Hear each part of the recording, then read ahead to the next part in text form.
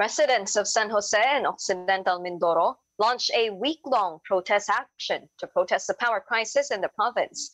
The power only lasts 3 to 4 hours a day, reportedly because of the lack of supply from power provider Occidental Mindoro Power Corporation, or OMCPC, to the local electric cooperative. Some businesses have resorted to using generators despite the added costs. Masyado na pong perwisyo sa mga naghahanap buhay. Sa gabi po, marami na rin po nagkakasakit. Nasira na yung mga appliances namin. May business kami, wala. Siraan na po, siraan na lahat. Magastos po talaga kasi yung isang galon po namin nasa 300 po, yung maliit lang po. Yan po, magdamag na rin po yun. Tapos hahaluan mo siya ng tuti, nasa 35 pesos po yung galon. Pero mamaya-maya patay na rin po eh. The provincial government calling on OMCPC to immediately address the problem. Tulungan nyo naman kami at ikaw yung kaisa-isang power provider na nandirito sa aming lalawigan, and you have the capacity to give us the electricity, the whole needs, yung buong pangangailangan namin, and yet hindi mo ibinibigay. Bakit ganoon? Pinapatay niya, hino-hostage niya ho kami. Kami ay napakapangat ng sitwasyon namin, sir. Para kaming nasa hostage situation. Local officials also plan to appeal to lawmakers to help address the power crisis in Occidental Mindoro. A weight limit imposed on the southbound portion of the Candaba Viaduct on the North Luzon Expressway suspended. Repair works on the roadway started last week, accompanied by a rerouting plan for trucks with 12 wheels or more. But this has been appealed by a truckers group and the province of Pampanga. The Inland Haulers and Truckers Association says the longer route will add some 6,000 pesos to their fuel costs, which is already at 32,000 pesos. The governor of Pampanga, meanwhile, will meet with the Public Works and Trade departments to find immediate solutions to the effects of the rerouting plan that it will have on businesses and traffic.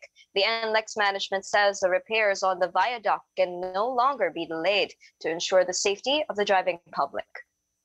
More and more Filipinos are looking for alternative sources of income streams as inflation and oil prices bite. When a cost gives us a look at the country's gig economy.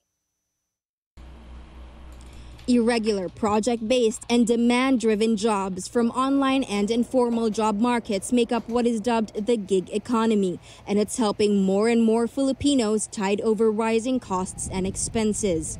Among them is 22-year-old Paul Babon, who supplemented his day job in a tech company with a side job as an online teacher just 2 months ago.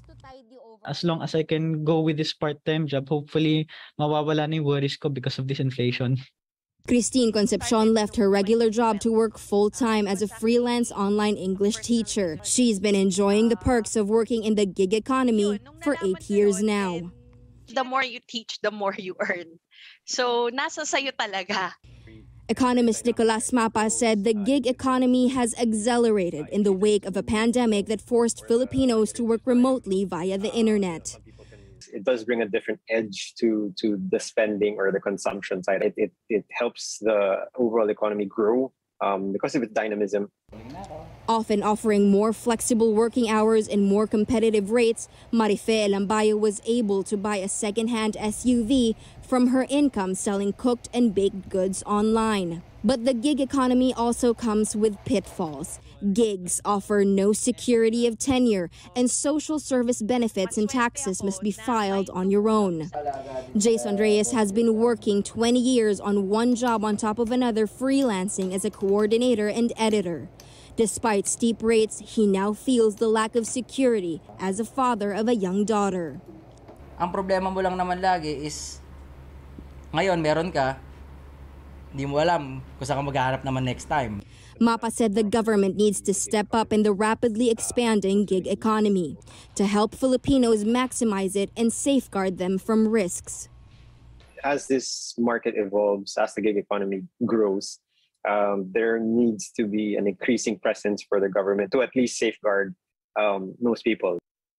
digital literacy, for the skills on how to use programs, something that they can provide probably with the TESDA, probably with any public schools.